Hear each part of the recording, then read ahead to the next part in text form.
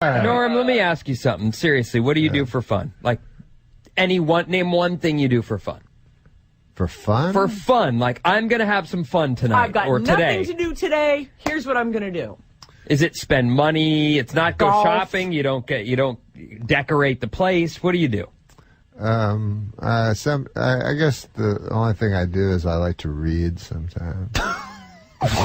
You're lying. I do. That's what I mean. That makes me. Do you play video games? Do you play cards? Do you solitaire? I read a lot of Mark Twain.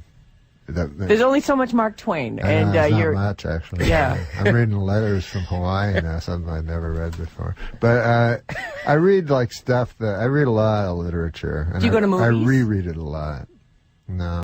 Great. Now that you are a author, can you tell us a little bit about your favorite books? Well, my favorite books of all time? Favorite books in general, all the time? My favorite book is Search for Lost Time. My favorite American book is The Adventures of Huckleberry Finn. I love Russian literature, and that's what I read mostly. Yeah, just the standard stuff. I don't like Dostoevsky, but I like the actual good writers. So yeah, my brother still has it. If you see turkey coops going down the road, if you see birds going down the road, most likely came from Tipton, Missouri, those crates. That's where you're from, Missouri. Yeah. Mark Twain country. 2 fathoms here. Say again now? Is that a Mark Twain quote? That's what Mark Twain, Mark II. Mark Twain. Oh, that's Mark where Twain. That's where the word Mark Twain came from. Got it. On the riverboat. 2 fathoms here. Yes, sir. You know his real name? Samuel. Ellen Claiborne. No, I don't. Or something like that, right? He had it. He had it. Sam Clemens. Samuel Clemens. You ever read any of his work? Mark Twain? Yeah. Yeah. In the United States, it's required reading in grade school. Well, sir, my son went to a school here in Los Angeles, California.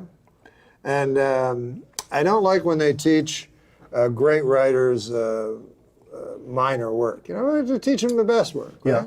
So I went to the teacher and I said, why are you teaching my son Tom Sawyer when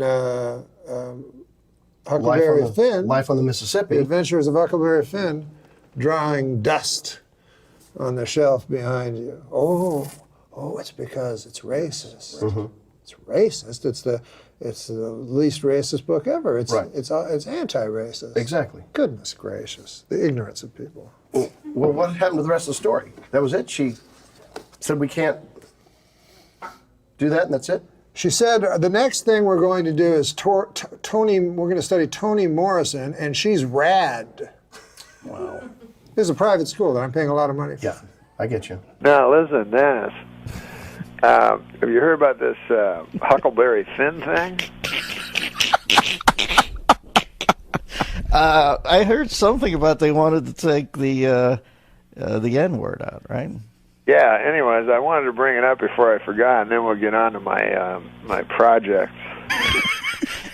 All right. Do you have any observation on it, any tweak on it, or just the cognizance of the fact that they want to? No, I feel it's a thorny issue. Mm-hmm. Yeah. No, that wasn't the whole thing. No. I thought you were going to go like, well, how so, or something.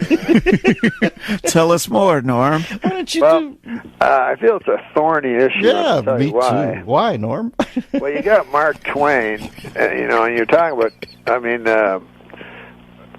for those of you who don't know, what I'm talking about, they've taken out the N-word, out of many of the books of Huckleberry Finn. Norm, they've taken out. And so you got a thorny issue that I think I have a solution to. Do you want to hear it? Oh, man. Never anything more. Well, the thorny issue is this. Yeah. You don't want to take, Mark Twain, one of the greatest writer ever to brush paper with ink, you know, and changes words, for God's sake. On the other side of the coin, you don't want to have a young African American boy in school, you know, hearing that word out loud and causing him pain. So it's a thorny issue. But I figure it this way: you've read Huckleberry Finn. You are so splendidly demented. Yeah, I've read it. You know it's written in the first person by Huckleberry Finn. Yes, I do. And you know it includes the N-word. Yes. Therefore, you just change Huckleberry Finn to a black kid.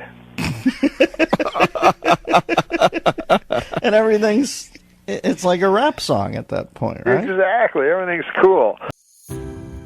Some days we get closer. Things that we never really needed. Promises that we never thought of keeping safe. I guess it's never over if we never got a chance to check break away. David, on one time, and there's a true story, and Dave, you'll attest to this. Bought me a beautiful leather jacket. Oh, that's right. Well out of my price range. Now, I'm no one to take charity.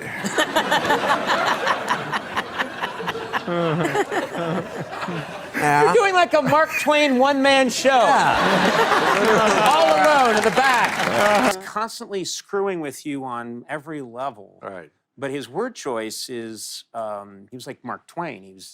He had this folksy, completely out of time. I mean, I don't know if he was born 300 years too late or 300 years too early, but he's talking in a way, no one speaks like that. And you really appreciate the way he says things and his timing.